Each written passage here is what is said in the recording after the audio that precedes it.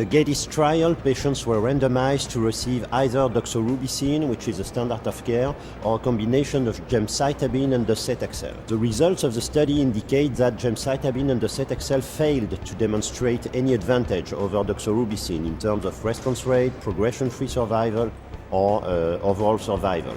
So basically, gemcitabine and docetaxel was more toxic with more febrile neutropenia and more thrombocytopenia.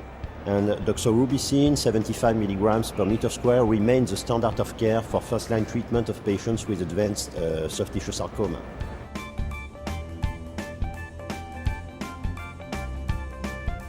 In patients with advanced soft tissue sarcoma, overall survival beyond first-line doxorubicin is around 12 months. There are many treatment options, ifosfamide, gemcitabine plus docetaxel, pazopanib, trabectedin, but basically none of this works in all soft tissue sarcomas because there are so many histological subtypes. We need drugs with an improvement of overall survival for the second and third line settings. In a recent clinical trials in phase 3 of eribulin as an option for treatment in second and third line compared to dacarbazine, eribulin showed significant advantage in terms of overall survival. Nevertheless, there was no advantage in terms of progression-free survival, and the question remains open: is the advantage in terms of overall survival due to eribulin or post-protocol treatments?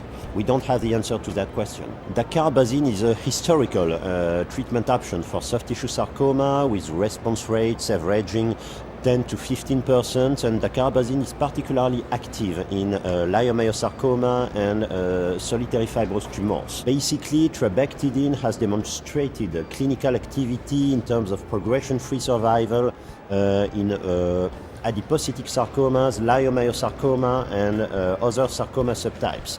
The difference between the two drugs is the cost. Basically, there's a 100-fold factor between the cost of dacarbazine and trabectedin. So we definitely need definitive data on overall survival to demonstrate that trabectedin would do better than dacarbazine. In a randomized trial comparing trabectedin to dacarbazine in patients in second or third line setting, trabectedin demonstrated a benefit in terms of progression-free survival, but overall survival data are not mature to date.